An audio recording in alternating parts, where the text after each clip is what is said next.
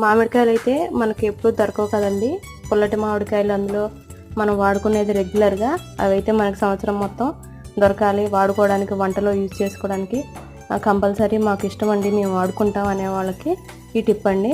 ఇలా మనం ముక్కలు అయితే తోలు తీసేసి సన్న ముక్కలు కోసుకొని ఉప్పు పసుపు అయితే బాగా దట్టించి పట్టేయాలండి.